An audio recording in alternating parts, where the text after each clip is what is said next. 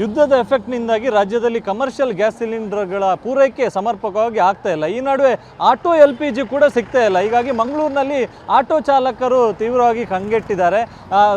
ಗಂಟೆಗಟ್ಟಲೆ ಕ್ಯೂ ಅಲ್ಲಿ ನಿಂತ್ಕೊಂಡು ಏನು ಗ್ಯಾಸ್ ಫಿಲ್ಲಿಂಗ್ ಸ್ಟೇಷನ್ ಇದೆ ಅಲ್ಲಿ ಗಂಟೆಗಟ್ಟಲೆ ಕ್ಯೂ ಅಲ್ಲಿ ನಿಂತ್ಕೊಂಡು ಇರಬೇಕಾದಂಥ ಪರಿಸ್ಥಿತಿ ನಿರ್ಮಾಣ ಆಗಿದೆ. ನಾನೀಗ ಮಂಗಳೂರಿನ ಬಲ್ಮಠದಲ್ಲಿದ್ದೇನೆ. ಇಲ್ಲೊಂದು ಗ್ಯಾಸ್ ಏಜೆನ್ಸಿ ಇದೆ, ಅಂದರೆ ಗೋ ಗ್ಯಾಸ್ ಎನ್ನುವಂಥ ಒಂದು ಆಟೋ LPGಗಳನ್ನು ಪೂರೈಕೆ ಮಾಡುವಂಥ ಒಂದು ಸರಬರಾಜು ಮಾಡುವಂಥ ಒಂದು ಏಜೆನ್ಸಿ.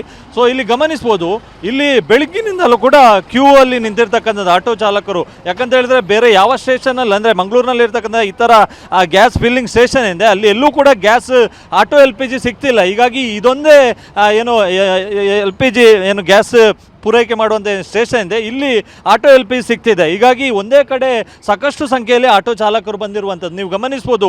ರಸ್ತೆ ಉದ್ದಕ್ಕೂ ಕೂಡ ಆಟೋ ಚಾಲಕರು ತಮ್ಮ ಆಟೋವನ್ನು ನಿಲ್ಲಿಸ್ಕೊಂಡು ಕ್ಯೂ ಅಲ್ಲಿ ಇರಿಸ್ಕೊಂಡು ಇಲ್ಲಿಂದ ಏನು ಆಟೋ LPG ಅನ್ನು ತುಂಬಿಸ್ಕೊಳ್ಳೋದಕ್ಕೆ ಕ್ಯೂ ಮೂಲಕ ನಿಂತಿರ್ತಕ್ಕಂಥದ್ದು. ಅಂದರೆ ಕಳೆದ ಕೆಲವು ದಿವಸಗಳಿಂದಲೂ ಕೂಡ ಇದೇ ರೀತಿಯಾದ ಸಮಸ್ಯೆ ಇದೆ. ಒಂದು ಕಡೆ ಸರ್ಕಾರ ಹೇಳ್ತಿದೆ ಆಟೋ LPG ರಾಜ್ಯದಲ್ಲಿ ಯಾವುದೇ ರೀತಿಯಾದ ಸಮಸ್ಯೆ ಇಲ್ಲ, ಎಲ್ಲ ಕಡೆಯಲ್ಲೂ ಕೂಡ ಸಿಗ್ತಾ ಇದೆ ಅನ್ನುವಂಥದ್ದು. ಆದರೆ ಮಂಗಳೂರಿನಲ್ಲೇ ಆಟೋ LPG ಸಮರ್ಪಕವಾಗಿ ಪೂರೈಕೆ ಆಗ್ತಿಲ್ಲ. ಕೇವಲ ಇದೊಂದು ಸ್ಟೇಷನಲ್ಲಿ ಸಿಗ್ತಾ ಇದೆ ಮತ್ತು ಕೆಲವೊಂದಿಷ್ಟು ಬೆರಳೆಣಿಕೆ ಆ ಸ್ಟೇಷನ್ಗಳಲ್ಲಿ ಆಟೋ LPG ಸಿಗ್ತಿದೆ. ಗಮನಿಸ್ಬೋದು ಈ ಭಾಗದಲ್ಲಿ ರಸ್ತೆ ಏನು ಮೇಲ್ಭಾಗದಲ್ಲಿಯೂ ಕೂಡ ಗಮನಿಸ್ಬೋದು ಕ್ಯೂ ಎಷ್ಟರ ಮಟ್ಟಿಗೆ ಇದೆ ಅನ್ನುವಂಥದ್ದು. ಒಂದು ಕಡೆಯಿಂದ ಟ್ರಾಫಿಕ್ ಜಾಮ್ ಕೂಡ ಆಗ್ತಾಯಿದೆ. ಬೆಳಗ್ಗಿನಿಂದಲೂ ಕೂಡ ಆಟೋ ಚಾಲಕರು ತಮ್ಮ ರಿಕ್ಷಾಗಳನ್ನು ನಿಲ್ಲಿಸ್ಕೊಂಡು ಆಟೋ LPG ಅನ್ನು ತುಂಬಿಸ್ಕೊಳ್ಳೋದಕ್ಕೆ ಕಾಯ್ತಾ ಇದ್ದಾರೆ. ಇನ್ನೊಂದು ಕಡೆ ಟ್ರಾಫಿಕ್ ಜಾಮ್ ಕೂಡ ಆಗ್ತಾಯಿದೆ. ಹೀಗಾಗಿ ಪೊಲೀಸರಿಗೂ ಕೂಡ ಸಂಚಾರ ವ್ಯವಸ್ಥೆಯನ್ನು ನಿಯಂತ್ರಿಸೋದು ಕೂಡ ಕಷ್ಟ ಆಗ್ತಿದೆ.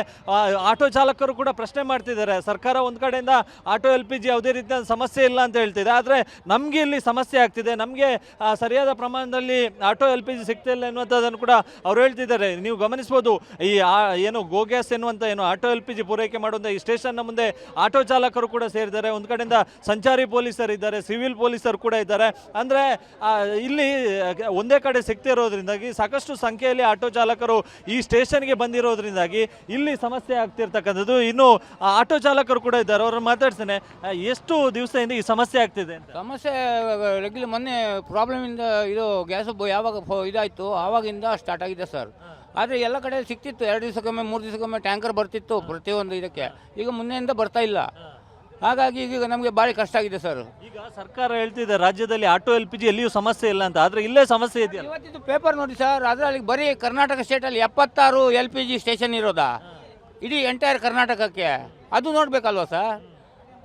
ಅದು ಎಲ್ಲ ನಂಬುವಂಥ ವಿಷಯ ಅಲ್ಲ ಸರ್. ಈಗ ನೋಡಿ ಮಂಗಳೂರು ಇದರಲ್ಲಿ ತಾಲೂಕಲ್ಲಿ ಎಷ್ಟು ಇದು ಪೆಟ್ರೋಲ್ LPG ಇದು ಪಂಕ್ ಇದೆ, ಅದರಲ್ಲಿ ಯಾವ ಸಹ ಇದು ಇಲ್ಲ ಸರ್, ಗ್ಯಾಸ್ ಇಲ್ಲ. ಈಗ ಇದು ಒಂದೇ ಇರೋದು ಈಗ ನಮಗೆ.